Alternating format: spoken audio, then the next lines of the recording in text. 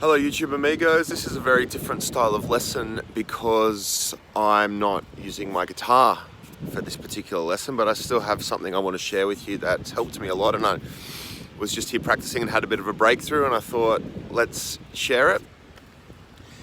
The lesson is why you should or why I recommend that you play guitar standing up and walking around. And now that's a bit of an unusual thing to do. There's a number of reasons for it. Some of them are more kind of practical and what would be the word, like more solid kind of, and some of them are a bit more kind of you can see I don't play my lessons very much. Some of them are more solid and some of them are more kind of airy-fairy kind of stuff, but it's still useful and I still believe in it.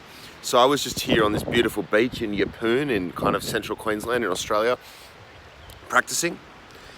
And I did about 30 or 40 minutes sitting down, did my scales, did my riffs, did what I like to do, learnt some little licks, had a good sesh, and then after about 30, 40 minutes, I was like, oh, I'm pretty tired, I'm gonna go for a bit of a stretch, go for a bit of a beach walk.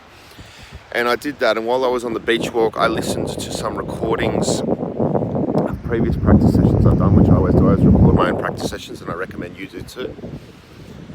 And then when I got back to my guitar, I thought, bugger it, I'll put the strap on, and I'll go for a bit of a walk and play while I'm on this beautiful place. I'll do my practice while I'm walking around. And I had the revelation that there are multiple reasons why that's actually better than sitting down. One of the reasons, which is one of the more practical ones, as I said at the start, one of the more practical reasons is that if you want to play concerts, I think probably the majority of guitarists stand up during a concert. And I think it's much more exciting when a performer stands up so they can walk around and entertain the audience a bit more and stuff like that. So if you've never played guitar standing up before, or very rarely, if you get on a stage and try and do that for the first time, you'll be shocked how different it is standing and sitting. So if you ever want to perform, you should be practicing with a strap and standing. That's the more practical side of things. Also, it's actually slightly trickier. I think it's in fact significantly more difficult to play while you're standing up. So this morning when I did a seated practice session and a standing practice session, I realized that when I was standing, I played slightly simpler, slightly more rhythmically, slightly more groove based, and I think that's actually better. It's ironic coming from someone like me who's kind of made a career from fast fingers and flashy stuff and speed picking and all this kind of stuff.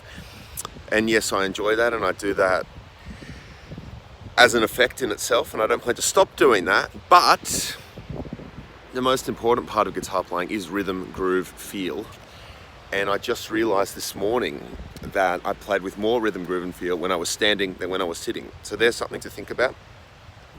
Now to the more esoteric side of things, which is the word I was searching for before when I used airy-fairy. I love walking, I always have, and I've noticed that it's great for the brain. So I walk multiple times a day, morning, night. Sometimes I'm out at 3 a.m, sometimes I'm out at 6 a.m, sometimes I'm out in the middle of the day. I try and avoid the heat though.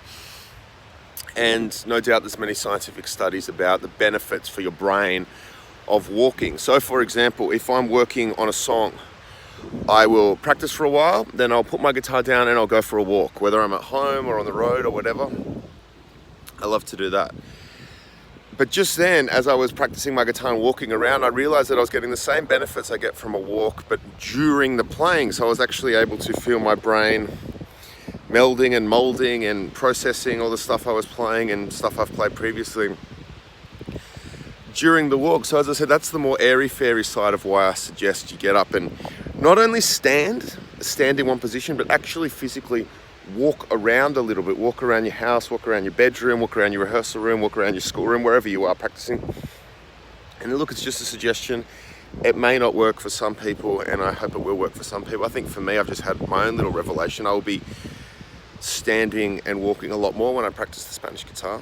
Now, I actually play concerts without a guitar strap. I don't recommend that because it's tricky, and I've usually got foldback monitors to put my feet up on.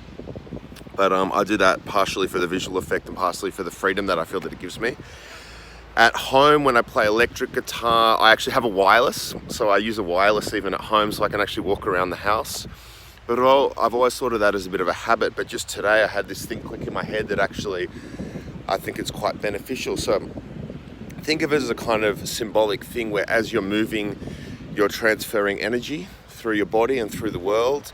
And I think that's what the music is all about, and playing the guitar is transferring this energy through our bodies and through the world. So maybe today, wherever you are, you can strap on your guitar, get up and go for a bit of a walk and see if that makes you play differently, if it makes you learn anything, if it makes you feel any better. Thank you so much. See you soon.